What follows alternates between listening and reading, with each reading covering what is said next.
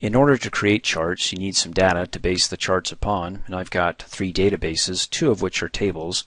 These 2 right here. How do I know that they're tables? Well, if you watch my table training video, you'll notice in the lower right-hand corner, if you see a little blue tick mark there, that means that everything above and to the left within the formatting here is a table. So I have 1, 2 tables and a miniature database. They're all databases, but 2 of them have been converted to tables. So to go ahead and create a chart based upon the data within this table, go ahead and select anywhere within the table, a cell, and then come up here, click on the Insert tab, go to the Charts group, and you have quite a few charts to choose from: column, line, pie, bar. Click on its expandable dialog box button to get more, like donut. In any case, let's keep it simple. I'll click on the column drop down arrow and let's choose a 2D column chart. Click on it and there it is. If you need to move it, in this case out of the way here, go ahead and hover over the border until you see a 4-way arrow, then click and drag and you can move it that way. And you can see that it's outlining the data of the chart that I have selected, so I can see which table it's related to, because if I insert a bunch of charts and I mix them around, if I want to find out what table it's related to, click on the chart and it will highlight or outline the data within that table.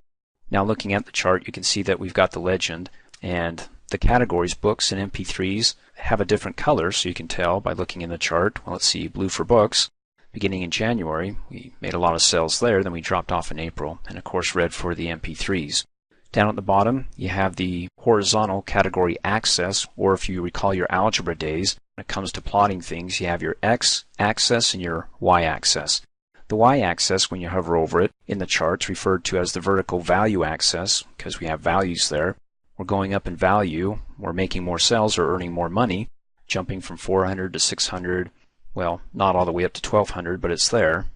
And then of course with the chart selected, you've got the related contextual design tab, layout tab, and format, all part of the chart tools. If I click off the chart, they disappear. Select the chart to bring them back up. With this back up, if I come up here on the design tab to the data group, I can go ahead and switch between the legend and the category axis. In other words, I can make the labels or categories down here switch places or swap places with the legend and the legend back down here to the category by clicking on it, and there we go. Now this is the legend and these are the 2 categories. January's in blue. It's the first one here in books, the first one here in MP3s. In any case, I'm going to switch them back.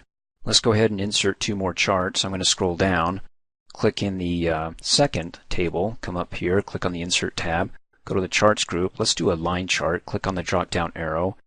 I've got a simple line chart, or if I want something a little bit more fancier, click on that chart with the little milestone markers here, so that way I can tell where January is, and then February, and then the switch over here to March at about $200 in sales, or they could be representative of thousands of dollars, maybe 200,000. Go ahead and click and move that out of the way. And then finally, I'm going to insert another chart here. Now, how do you know which charts to insert? Well, as you play with them, you'll know, but basically, for me, it's dependent upon the amount of data. If I have a real small database here, I may want to consider using a pie chart.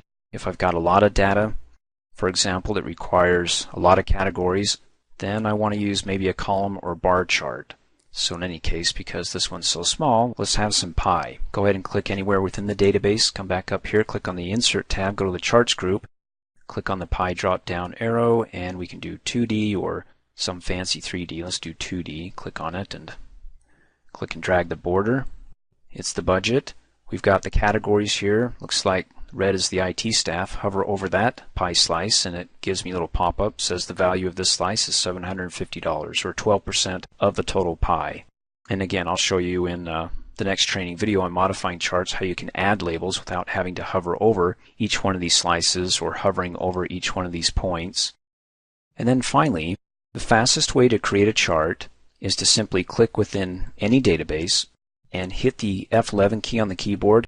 When you do that, it'll create a chart, but it won't be an embedded object chart like you see here. These are object charts. It'll actually create a chart and give it its own entire worksheet. So click in any database, hit the F11 key on the keyboard, and boom, there you go.